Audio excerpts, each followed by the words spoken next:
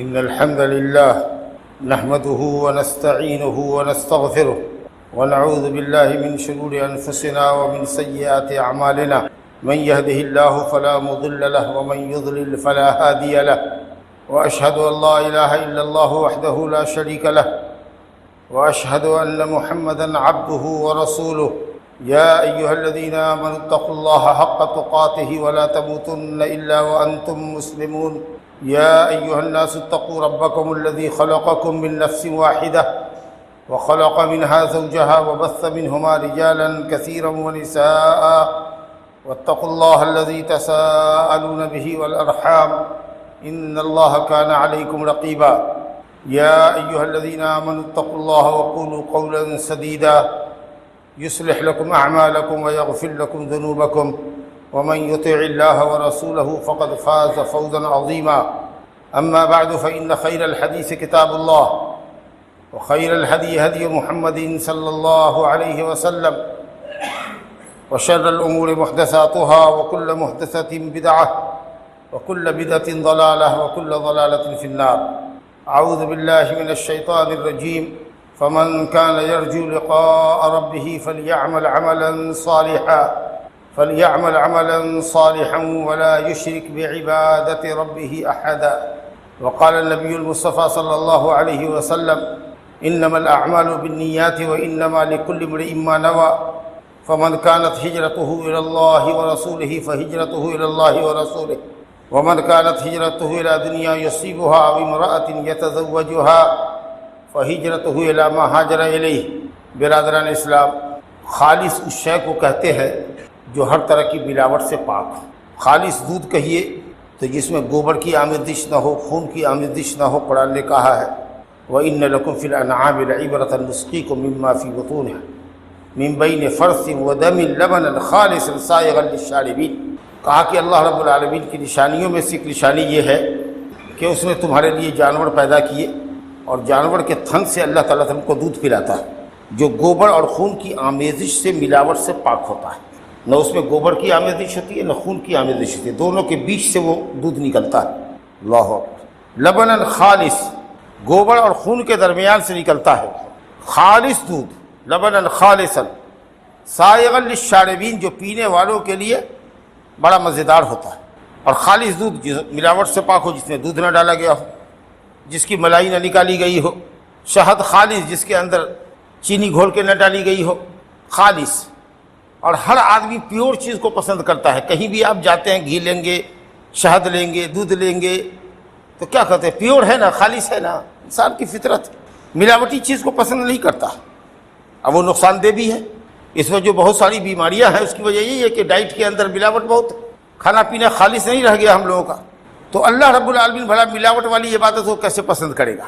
جس میں کوئی اللہ کو بھی خوش کرنا چاہے اور غیر اللہ کو بھی خوش کرنا چاہے.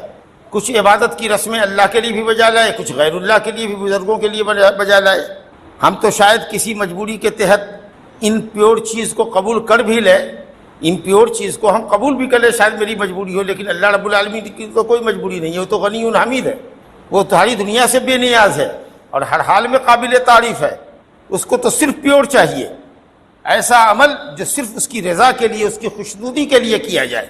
اگر ذرا بھی ملاوٹ ہے، ذرا بھی ریاکاری ہے، ذرا بھی دکھاوا اور نام و نمود ہے، لوگوں سے تعریف کی خواہش ہے، تو اللہ رب العالمین ایسے عمل کو ریجیکٹ کر دیتا ہے. گویا پیور عبادت ہی اللہ کے نزدیک آپ کی قبول ہوگی. اگر آپ چاہتے ہیں کہ آپ کا عمل اللہ کے ہاں مقبول ہو اور اس پر آپ کو مطلوبہ ثواب ملے اور جنت آپ کو ملے اور جہنم سے بچے، تو آپ کو اپنے وہ سارے اعمال، سارے اقوال جو آپ ثواب کے لیے کرتے ہیں، آپ کو اللہ کے لیے خالص کرنا ہوگا، ریا سے پاک کرنا ہوگا. اسی کی طرف اشارہ کیا ہے اس آیت میں.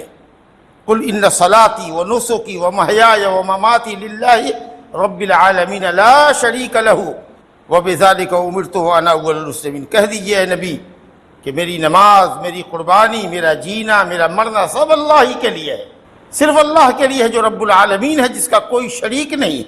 وَبِذَلِكَ أُمِرْتُ، اسی اخلاص کا حکم دیا گیا کہ جو بھی بندگی کرو صرف اللہ کے لیے کرو. وَبِذَلِكَ أُمِرْتُ، اخلاص پر مبنی عمل کرنے کا حکم دیا گیا ہے.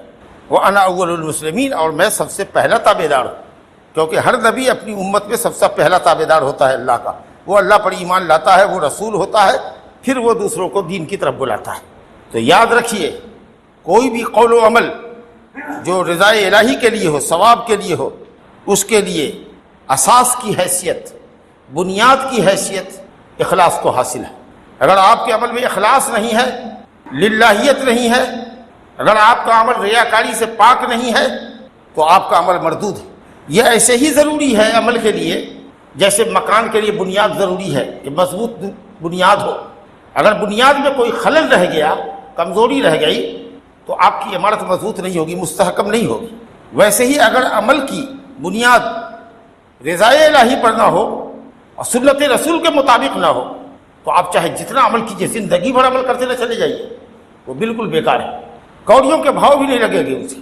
جیسے یہ جسم جو ہمارا آپ کا ہے، اگر اس سے روح نکال دی جائے تو جسم لاشے بے جان ہو جاتا ہے، کوئی حرکت نہیں کرتا۔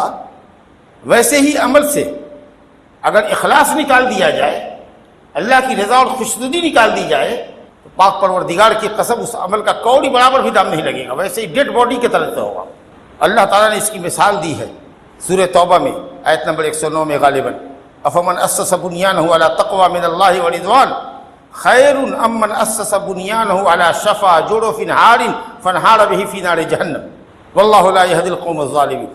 ایک وہ شخص جو اپنی بنیان، اپنی عمارت کی بنیاد اور اساس رکھتا ہو اللہ کے تقوی پر اور اللہ کی رضا اور خوشنودی پر، کیا وہ عمارت اور وہ عمارت جو ڈھہ جانے والی کھائی کے کنارے بنایا جائے، مثال دیکھیے گا، ڈھہ جانے والی کھائی کے کنارے بنایا جائے، وہ دونوں برابر ہو سکتے ہیں؟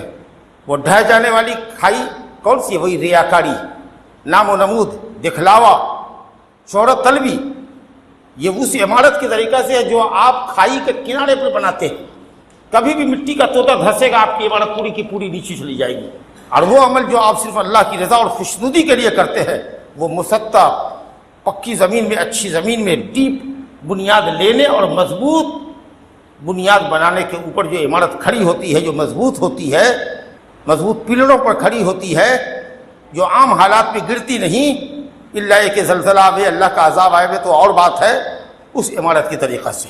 تو جس طرح سے عمارت کی مضبوطی کے لیے یہ ساری چیزیں ضروری ہے کہ ہر طرح کے خلل سے آپ پاک عمارت بناتے ہیں، اسی طریقہ سے عمل کی قبولیت کے لیے ضروری ہے کہ وہ ہر طرح کے خلل سے پاک ہونی چاہیے۔ بڑی اہمیت ہے اخلاص کی، اس کے بغیر اخلاص سے پیور عمل ہونا چاہیے، صرف اللہ کی رضا کے لیے۔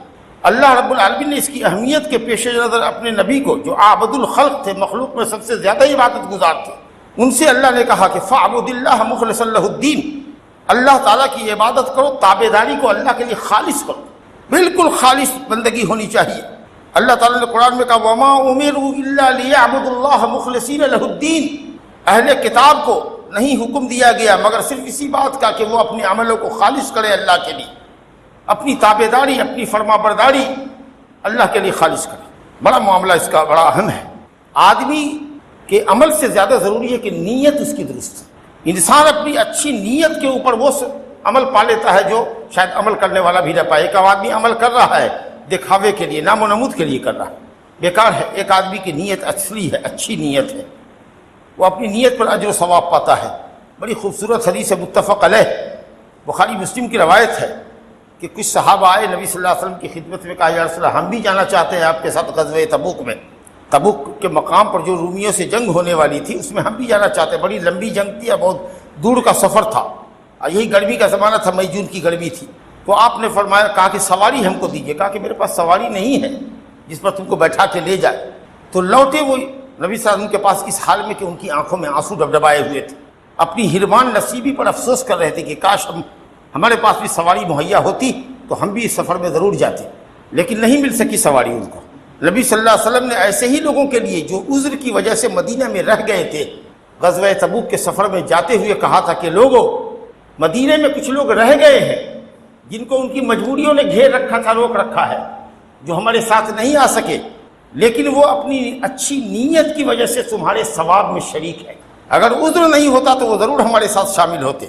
لہذا اگر کسی وادی کو تم پار کر رہے ہو یا کسی پہاڑی پر چڑھ رہے ہو، وہ تمہارے ساتھ شریک ہے، اجر میں برابر کے شریک۔ غور فرمائیے۔ اور نبی صلی اللہ علیہ وسلم کی یہ حدیث تو بڑی مشہور آپ نے سنی ہی ہوگی جس سے اکثر اہل حدیث نے محدثین نے اپنی کتابوں کو شروع کیا ہے، انما الاعمال بالنیات۔ ہمارے عام لوگوں کی زبان پر بھی یہ حدیث رہتی ہے، انما الاعمال بالنیات، عمل کا دار و مدار نیت پر ہے، جیسی نیت کرو گے ویسا عمل ہوگا، اور جیسی نیت ہوگی ویسے ہی ثواب یا سزا ہوگی۔ اگر اچھی نیت سے عمل کرو گے تو ثواب پاؤ گے، بری نیت سے عمل کرو گے تو ثواب سے محرومی ہوگی، الٹے گنہگار ہوگے۔ اور اس کو نبی صلی اللہ علیہ وسلم نے یہاں بھی بہترین مثال سے پیش کیا ہے، ہجرت کرنا، گھر بار کو چھوڑنا اللہ کی خاطر، کہ جس گاؤں میں ہے، جس ملک میں ہے، اس میں اللہ کا نام آزادی کے ساتھ نہیں لے سکتے، دین پر عمل کرنے میں بڑی سختی ہے، بڑی پریشانی ہے، جیسے مکے میں شروعاتی دور میں فتح مکہ سے پہلے مسلمانوں کا حال کفار نے کر رکھا تھا، تو صحابہ کرام چلے گئے حبشہ نجاشی بادشاہ کے پاس، اور پھر اس کے بعد مدینہ چلے آئے، گھر بار لٹانا اللہ کے دین پر عمل کرنے کے جذبے سے۔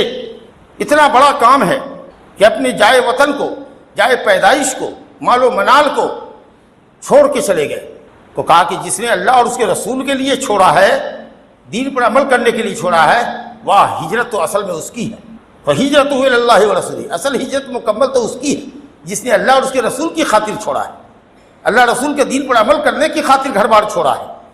لیکن جس نے اپنا وطن چھوڑا ہو مال و دولت کمانے کے لیے، گیا تو ہے وطن چھوڑ کے، لیکن کینیڈا میں جا کر کے رہ رہا ہے، سعودی عرب کو چھوڑ کر کے، کہے کہ وہاں مال زیادہ کمائے گا یا وہاں کی خوبصورت عورتوں سے شادی کرے گا، تو نبی کریم صلی اللہ علیہ وسلم نے فرمایا یہ ہجرت جو ہے، یہ جو اس کا ترک وطن ہے اسی گھٹیا مقصد کے لیے جس کی اس نے نیت کی ہے، یہ شرعی ہجرت نہیں ہے۔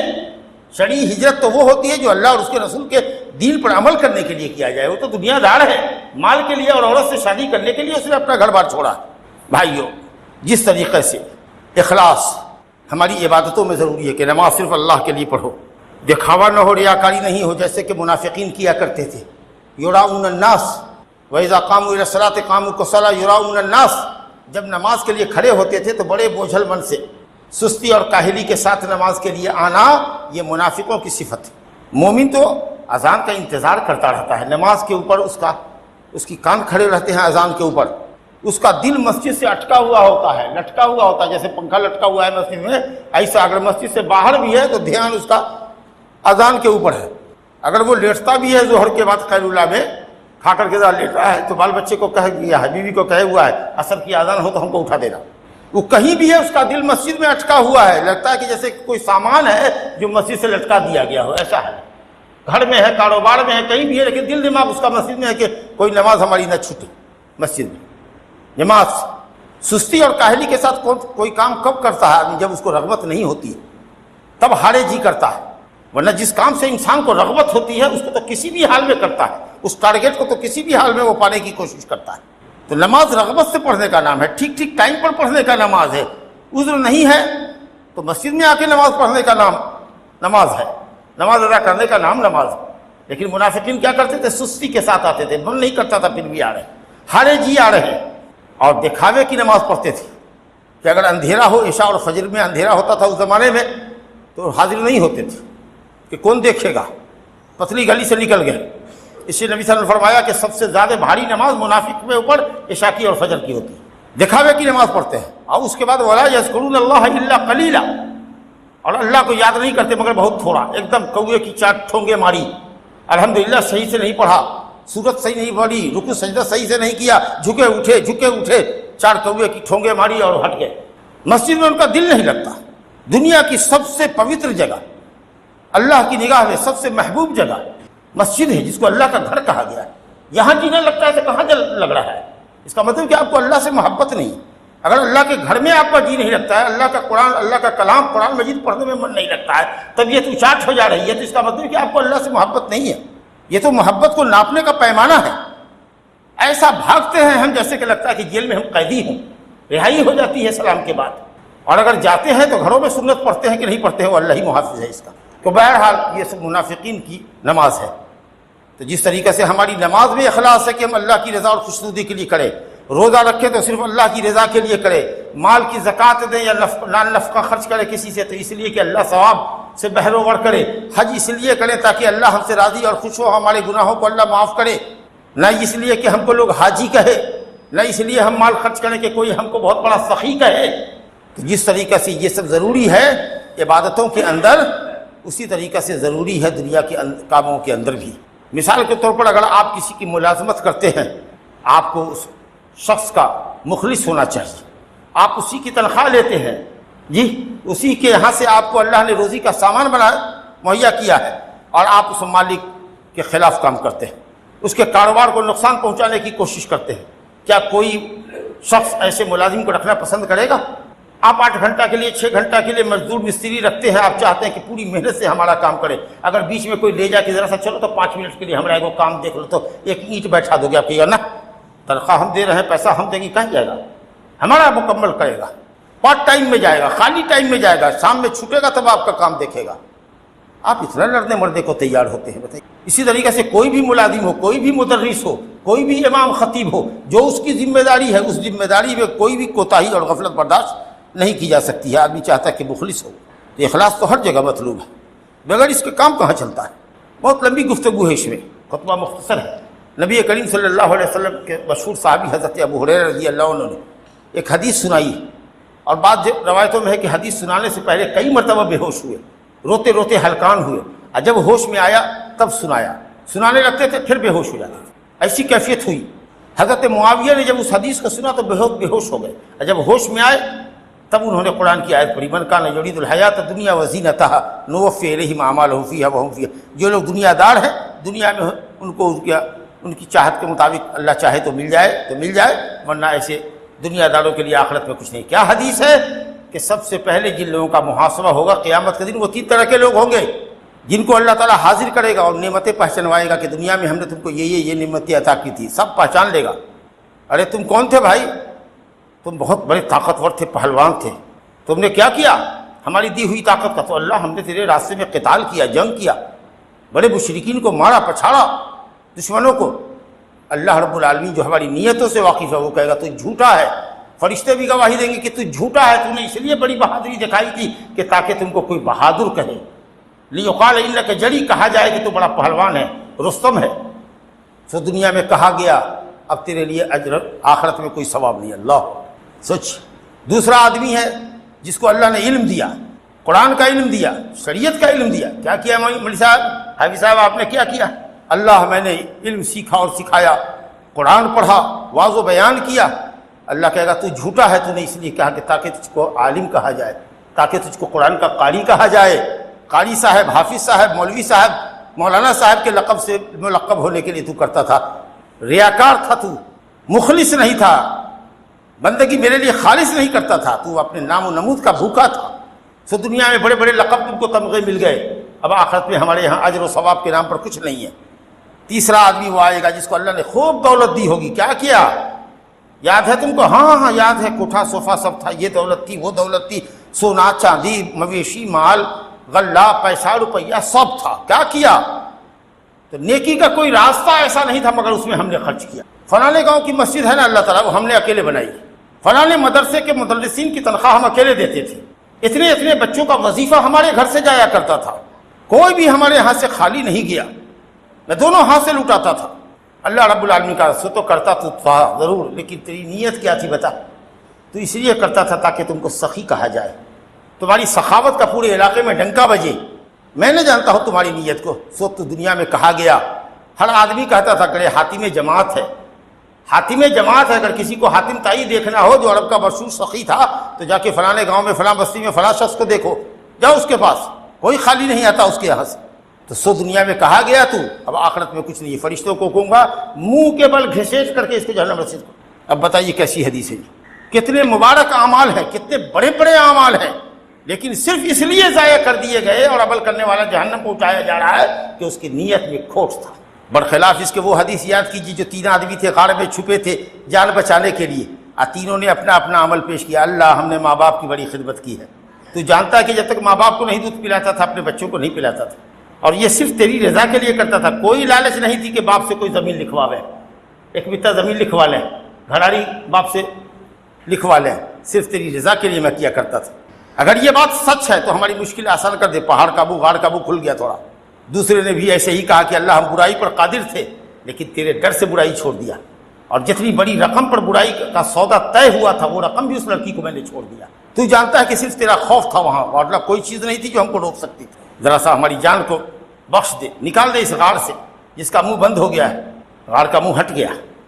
تیسرے نے کہا اللہ تعالیٰ مزدور میں نے رکھا تھا، مزدوری نہیں لیا، وہ مزدوری میں اختلاف ہو گیا، وہ چلا گیا، میں نے اس کی مزدوری کو کھیت میں لگا دیا، اور اس کے بعد جو غلہ آیا اس کو بیچ کر کے وہ گائے خرید دیا، گائے سے گائے، گائے سے بچڑا، بچڑا سے گائے، گائے سے بچڑا، ہوتے ہوتے ہوتے ہوتے پورا ایک وادی بھر گئی گایوں سے۔ ایک زمانے میں آیا، میں نے اس کو سب کچھ دے دیا، نوکر چاکر جو تھا چرواہا سب کے ساتھ اس کو دے دیا، اللہ ہماری مشکل حل کر دے۔ وہ غار کا منہ کھل گیا، پتھر لڑک گیا، تینوں باز جان بچا کے واپس آئے۔ یہ کیا تھا؟ اخلاص تھا، اخلاص تھا، اخلاص نے نجات دیا، اخلاص کی وجہ سے نجات ملی۔ حدیث پڑھتے ہیں آپ کی ایک زانیہ عورت ہے، کنویں سے پانی پلا کر کے ایک کتے کو بخشی گئی ہے، کیوں؟ اس کے اس عمل میں اخلاص کتنا تھا، احساس ندامت ہوا، اس نے سوچا کہ یہی کام نیکی کا کر لیتے ہیں شاید اللہ بخش دے۔ مسلمان عورت تھی لیکن بدکار تھی، بڑا پیاسا کتا اس کو ایک ملا، اس نے اپنے موزے میں پانی بھر کر کے کتے کو سیراب کر دیا، اللہ نے بخش دیا۔ ایک آدمی جا رہا ہے راستے کے اندر، کانٹا دار چیز ہے، تکلیف دہ چیز ہے، اس کو راستے سے کنارے کر دیا۔ کداری رکھے ہوا ہے، کسی نے راستے میں پیخانہ کر رکھا ہے، خالی ناک بند کر کے بھاگتے ہو، لیکن انہیں کی کداری سے کاٹ کر کے پھینک دیا کہ دوسرا آدمی دعا دیتا۔ یہ اتنا بڑے صدقے کا کام تھا، کیوں آسان سمجھے اس کو؟ رب کی بخشش کے لیے کوئی بہانہ چاہیے۔ اللہ تعالیٰ ڈیل ڈول بدن کو نہیں دیکھے گا، ان اللہ لا ينظر الى صورکم ولا الى اجسامکم، اللہ تمہاری صورتوں کو نہیں دیکھتا، جسموں کو نہیں دیکھتا، ولکن ينظر الى قلوبکم واعمالکم، قلب کو دیکھتا ہے کہ اس میں نیت کیسی ہے۔ اللہ بستا ہے اس کے اندر کہ ریا بستی ہے، اللہ کی محبت سے دل آباد ہے کہ نام و نمود کی خواہش سے دل آباد کیے ہوئے ہو۔ اللہ تمہارے دلوں کو دیکھتا ہے، تمہارے عملوں کو دیکھتا ہے۔ پھٹا حال ہے بیچارہ، غریب آدمی ہے لیکن نماز کا پابند ہے، دین کا پابند ہے، لگائی بجھائی میں نہیں رہتا، سچائی کا ساتھ دیتا ہے، غلط کو غلط کہتا ہے۔ تمہاری نگاہ میں وہ ہلکا ہے لیکن اللہ کی نگاہ میں بہت وزنی ہے۔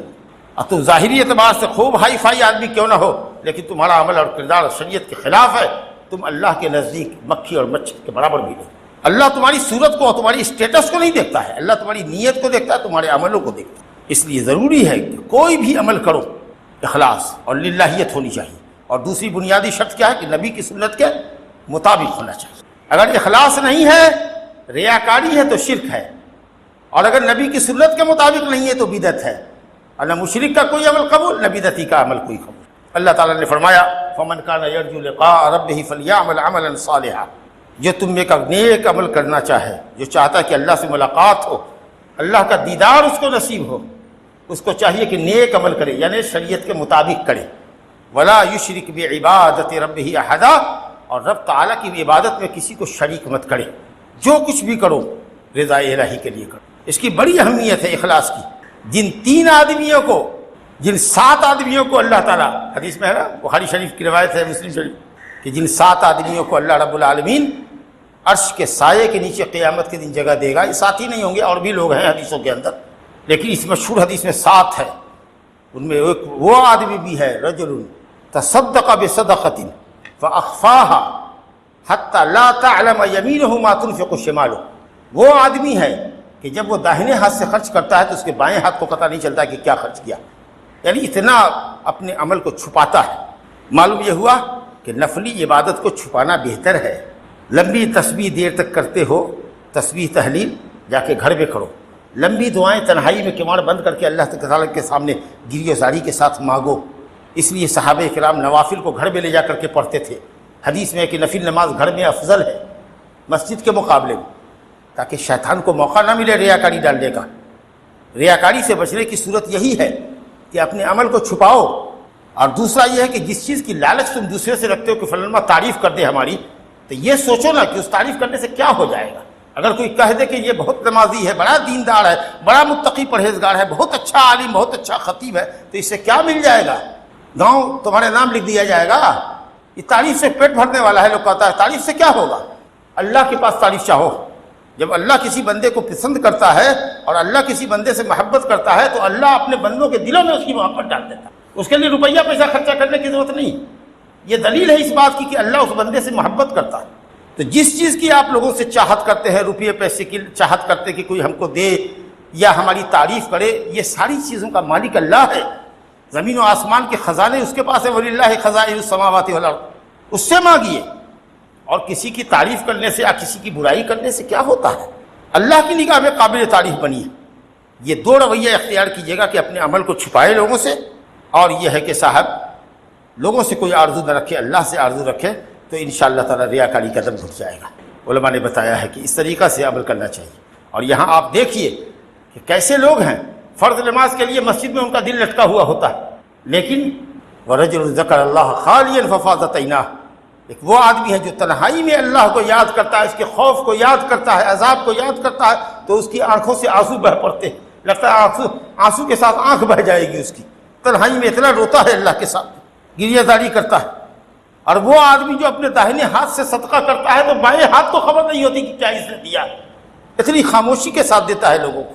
تو یہ بالکل ریڑھ کی ہڈی ہے عمل کے لیے، یاد رکھیے گا۔ اسی جو بھی عمل کریں آپ عبادت اور ثواب کے لیے، جو دنیا کا عمل ہے، نیتا گیری کر رہے ہیں نیتا گیری کے لیے، لیکن جو عبادت آپ کر رہے ہیں اس میں نیتا گیری مت کیجیے، اس میں نام و نمود کے پیچھے مت پڑیے، اس میں صرف اللہ کی رضا اور خوشنودی ہونی چاہیے۔ اللہ تعالی ہم سب لوگوں کو اخلاص عطا فرمائے، عمل کے اندر، اپنے قول کے اندر، ہماری نیتوں کے اندر اللہ تعالیٰ اپنی رضا اور محبت کا جذبہ دے، اور ہم اپنے عملوں کے ذریعے اللہ تعالیٰ کی خوشنودی اور اس کی رضا کے طالب ہوں، نام و نمود سے اللہ تعالیٰ محفوظ رکھے۔ یہ روگ بہت سے لوگوں کو لگا رہا تھا، کیسے ہماری کوئی تعریف کرے، کیا ہوگا تعریف کرتے رہے سے۔ وباللہ تعالیٰ توفیق، صلی اللہ علیہ نبینا محمد وآلہ وصحبہ اجمعین۔ اقول ما تسمعون واستغفر اللہ لی ولکم ولسائر المسلمین من کل ذنب فاستغفروہ انہ هو الغفور الرحیم۔ الحمد للہ نحمده ونستعینہ ونستغفرہ ونعوذ باللہ من شرور انفسنا ومن سیئات اعمالنا من یہدہ اللہ فلا مضل له ومن یضلل فلا ہادی له واشہد ان لا الہ الا اللہ وحدہ لا شریک له واشہد ان محمدا عبدہ ورسولہ صلی اللہ علیہ وسلم۔ بھائیو، بزرگوں، دوستو، اسی طریقہ سے اخلاص مستشار سے، جس سے کوئی مشورہ لے، آپ سے کوئی کسی معاملے میں کوئی مشورہ لے، تو اگر آپ جانتے ہیں معاملے کی حقیقت کو تو مشورہ دیجیے، غلط مشورہ کبھی کسی کو مت دیجیے گا، یہ دھوکہ اور خیانت ہے، اور مسلمان کسی سے دھوکہ اور خیانت نہیں کرتا۔ اگر نہیں معلوم ہے کہ یہ ہم کو نہیں معلوم، فلاں آدمی سے پوچھیے، وہ اس معاملے کا ایکسپرٹ ہے، جو ایکسپرٹ ہو اس کے پاس جائیے، ہم آپ کو نہیں بتا سکتے، لیکن جان بوجھ کر کے اس کو دھوکہ دے رہے ہیں، غلط مشورہ دے رہے ہیں تاکہ کرے، پھنسے، اور اس کا ہزاروں لاکھوں روپیہ ڈوب جائے۔ قسم اللہ کی یہ بہت بڑی خیانت ہے، اخلاص نہیں۔ تو قول میں بھی اسی طریقہ سے اگر دعوت تبلیغ کا کام ہم کریں، آپ کو اللہ کے دین کی طرف بلائیں، لیکن مقصد ہمارا ہو کہ بڑے عالم کہلاوے، لوگ دور آوے کہ نہ آوے اللہ کے راستے پر مہاڑ میں جائے، لیکن ہم تقریر ایسی کریں کہ لوگ ہم کو بڑا عالم کہے، قسم اللہ کی یہ اخلاص کے خلاف ہے، دعوت کا اثر نہیں ہوگا۔ قل ھذہ سبیلی ادعو الی اللہ علی بصیرۃ انا ومن اتبعنی، اے نبی لوگوں کو کہیے کہ میں صرف اللہ کی رضا کی خاطر تم کو اللہ کے دین کی طرف بلاتا ہوں، یہ کام میرا ہے، نبی صلی اللہ علیہ وسلم کو حکم اڑا کہ میرا ہے، مجھ سے پہلے کے رسولوں کا ہے، اور میرے سچے پیروکار لوگوں کا ہے، جو میرے پیروکار ہیں، جو میرے متبعین ہیں، ان کا بھی یہی وظیفہ ہے کہ علم اور ہدایت کی روشنی میں اللہ کی رضا اور خوشنودی کے لیے لوگوں کو اللہ کے دین کی طرف بلاتے ہیں۔ تو چاہے عبادت قاصرہ ہو، آپ کی جان کی حد تک ہو معاملہ، نماز، روزہ، حج، یا عبادت متعدی ہو، جیسے امر بالمعروف نہی عن المنکر، جہاد فی سبیل اللہ، زکوٰۃ و خیرات، امر بالمعروف نہی عن المنکر، مشورہ دینا لوگوں کو، اس سب کے اندر بھی اخلاص ضروری ہے۔ اچھا، جو چیز بری ہے اسلام میں وہ یہ ہے کہ آپ کسی عمل کو کریں تو عمل کا محرک، عمل کی طرف ابھارنے کا جو جذبہ ہو، وہ اگر نام و نمود ہے، ریا ہے، دکھاوا ہے، تعریف اور شہرت طلبی ہے، تو عمل آپ کا برباد ہے۔ لیکن آپ نے اللہ کی رضا اور خوشنودی کے جذبے سے کام کیا ہے، جو اللہ آپ کو جانتا ہے، آپ نہیں چاہتے ہیں کہ کوئی ہماری تعریف کرے یا کسی کو پتہ چلے، لیکن لوگ کیسے پتہ چل جاتا ہے؟ شدہ لوگوں کو رہتے ہیں، رفتہ خبر ہو جاتی ہے، اور لوگ اب اس کی تعریف کرنے لگتے ہیں، بہت سے لوگوں کی زبان پر اس کے اچھے کلمات نکلتے ہیں۔ تو پوچھا گیا کہ یا رسول اللہ، ایک آدمی اللہ کے لیے عمل کرتا ہے، اللہ کو راضی اور خوش کرنے کے لیے عمل کرتا ہے، لیکن بعد میں لوگ اس کی تعریف کرنے لگتے ہیں، تو کیا یہ اخلاص کے منافی ہے؟ کہا نہیں، تلک عاجل و بشری المومن، وہ مومن کے لیے دنیا میں اللہ کی طرف سے بشارت ہے۔ اللہ، تو اگر کام آپ اللہ کی رضا اور خوشنودی کے لیے کرتے ہیں تو لوگوں کے دلوں میں بھی اللہ تعالیٰ آپ کی محبت اور تعریف بیٹھا دیتا ہے۔ لیکن اگر کام کرنے کے وقت ہی یہ دل میں ٹھانے ہوئے کہ لوگ ہم کو یہ کہے اور یہ کہے اور ہم یوں کہلاوے اور یوں کہلاوے، تب تو معاملہ گول ہو گیا۔ تو بہت سے لوگ ہیں جن کی لوگ تعریف کرتے ہیں، حاضرانہ بھی کرتے ہیں، غائبانہ بھی کرتے ہیں، تو وہ اخلاص کا ثمرہ ہے اس کے۔ لیکن عمل کرنے کے وقت جو محرک ہو، جس وجہ سے آپ کوئی عمل کر رہے ہیں، جو عمل کا فیکٹر ہو، وہ سبب ریاکاری نہیں ہونی چاہیے، وہ دکھاوا اور نام و نمود نہیں۔ چلیے آئیے نبی صلی اللہ علیہ وسلم کو درود و سلام پڑھتے ہیں، کیونکہ اللہ تعالیٰ اور اس کے فرشتے اپنے نبی پر درود اور سلام کرتے ہیں۔ اللہ تعالیٰ کا ارشاد ہے ان اللہ و ملائکتہ یصلون علی النبی یا ایھا الذین آمنوا صلوا علیہ وسلموا تسلیما۔ اور نبی صلی اللہ علیہ وسلم نے فرمایا من صلی علیہ مرۃ صلی اللہ علیہ بہا عشرا، جو مجھ پر ایک مرتبہ سلام درود پڑھے گا اللہ تعالیٰ اس کے اوپر 10 مرتبہ درود پڑھے گا۔ اور اللہ کا درود بھیجنا کیا ہے؟ رحمت اور مغفرت۔ اللہم صلی علی محمد وعلی آل محمد کما صلیت علی ابراہیم وعلی آل ابراہیم انک حمید مجید۔ اللہم بارک علی محمد وعلی آل محمد کما بارکت علی ابراہیم وعلی آل ابراہیم انک حمید مجید۔ عباد اللہ رحمکم اللہ، ان اللہ یأمر بالعدل والإحسان وإیتاء ذی القربى وینہی عن الفحشاء والمنکر والبغی یعظکم لعلکم تذکرون۔ اذکروا اللہ تعالی یذکرکم وادعوہ یستجب لکم ولذکر اللہ اعلی واکبر واللہ یعلم ما تصنعون۔